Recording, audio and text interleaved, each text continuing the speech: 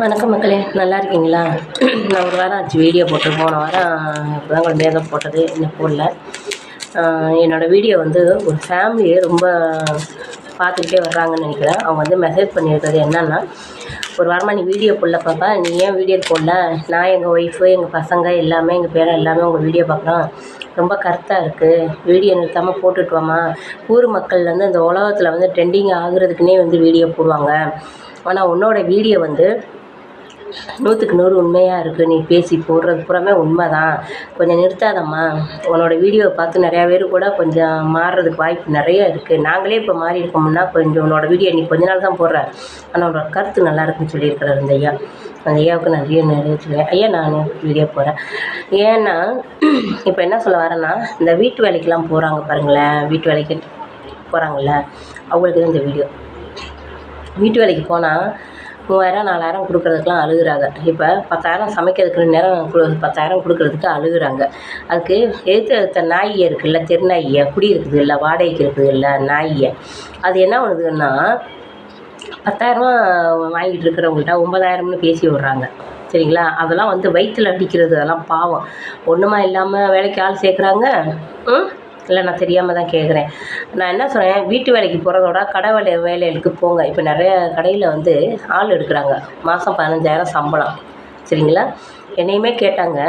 6 மணிக்கு வந்துட்டு காலைல 8 மணிக்கு வந்துட்டு சாயந்தரம் 6 மணிக்கு போகிறது. இதே பேங்க்லாம் கூப்பிட்றாங்க வேலைக்கு ஆளுங்க இருந்தால் சொல்கிறாங்க. பரவாயில்ல, 11,000 அங்கேயே நம்ம வந்து என்ன வேணாலும் சாப்பிட்டுக்கலாம். இப்படியெல்லாம் வேலைக்கு வந்து நமக்கு சலுகை இருக்கையில் போனஸ் கொடுக்குறாங்க, எல்லாமே கொடுக்குறாங்க ஒரு மாதம்லாம். நம்ம வீட்டு வேலைக்கு போனோம்னு வச்சுக்கோங்களேன், 1008 கேள்வி. ஒரு வேலைக்கு 10 வேலை வாங்கிட்டு அந்த 4,000 கொடுக்குறதுக்கு யோசிக்கிறாங்க. நம்ம வந்து ஒரு 6 வீடு பார்த்தா தான் நம்ம 10,000 நம்ம பார்க்க முடியும். நம்ம ஏசிலேயே வந்து நம்ம வந்து ஒரு கடைக்கு போனோம்னா வேலையை பார்த்துட்டு அந்த 10,000 11,000 வாங்கிட்டு வந்துடும். காலையில் 10 மணிக்கு வர சொல்கிறாங்களா, 6 மணிக்கு போக சொல்கிறாங்க. பரவாயில்ல அந்த வேலை.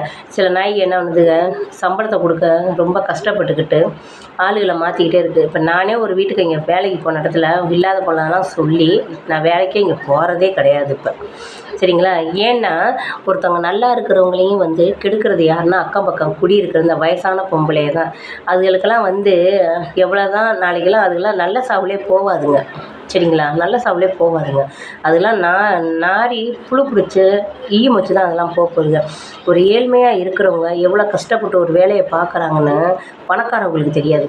அந்த ஏழ்மையான ஆளுகளுக்கு தான் தெரியும். நான் வந்து மிடில் கிளாஸ் ஃபேமிலின்னு நான் சொல்கிறேன். அது வந்து உங்களுக்கு வேணால் தப்பாக தெரியலாம். என்னை பொறுத்தளவில் அது வந்து ரொம்ப ஏழ்மையான குடும்பம் தான். சில நாய்ங்க இருக்குது பார்த்தீங்களா, புறணி பேசுகிற நாய்ங்க, சம்பளமும் கொடுக்காதுங்க, ஆனாப்பில் ஒரு டீ காஃபி கொடுக்காதுங்க, ஆனாப்பில் ஒரு டிஃபன் கொடுக்காதுங்க. அந்த நாய்ங்க வந்து புழப்பத்தை போய் அக்கம் பக்கம் உள்ளவங்களை கூப்பிட்டு பேசியிருக்காங்க. அதனால தான் நான் சொல்கிறேன், வேலைக்கு போகிறவங்க வீட்டு வேலைக்கு போகிறது பாதி பேர் தடுத்துட்டு நல்ல ஒரு வேலைக்கு போங்க. கடைகளுக்கெல்லாம் போகலாம், தாராளமாக போகலாம். அந்த ஐயா அப்படி தான் என்கிட்ட இப்போ சொன்னார். இந்த மாதிரி இருக்குமா உலகத்தில், நாட்டில் இப்படி நடக்குது அப்படின்னு. அதனால் இந்த வீடியோ பார்க்குற என்னோடய ஃபாலோவர்ஸு நான் பேசுனது கரெக்டாக தப்பான்னு நீங்கள் வந்து சொல்லுங்கள். ஆனால் என்னோடய ஃபாலோவர்ஸ் வந்து இதுவரையும் என்னை தப்புன்னு யாரும் சொன்னதே கிடையாது. கரெக்டாக சொல்லியிருக்கீங்க, பேசுகிறது கரெக்டாக இருக்குமா அப்படின்னு. எனக்கு வந்து ரொம்ப இதுவாக தான் இருக்குது. இப்போ நான் ஒரு பிஸ்னஸ் பண்ணுறேன்னா நான் ஒரு ஆளாக பண்ண முடியாது. இப்போ நான் வந்து இன்றைக்கி பேசுகிறேன் இதுன்னா என்னோடய பசங்க வந்தால் தான் எனக்கு பண்ண முடியும். சரிங்களா? நானாக போய் ஒரு இடத்துக்கு ஊருக்கு போய் பண்ணி அதை எடுத்துகிட்டு வந்து என்னால் பண்ண முடியாது. ஏன்னா ஒரு பொம்பளை பிள்ளையாக பண்ண முடியாது. பிள்ளைங்க பக்க பலமாக பசங்க இருக்கணும். அதை தான் நானும் இப்போ பண்ணிக்கிட்டு இருக்கேன். அதே போல் செத்தா யாருமே ஒன்றும் பண்ண மாட்டாங்க. சொந்த பந்தம் கூட நம்மள்ட்ட காசு பணம் இருக்கான்னு தான் பார்ப்பாங்க. அக்கம் பக்கம் உள்ளவங்களும் அப்படி தான் பார்ப்பாங்க. இப்போ இருக்கிற நிலமையில் பார்த்துட்டு என்னென்னு சொல்லுங்கள் மக்களே.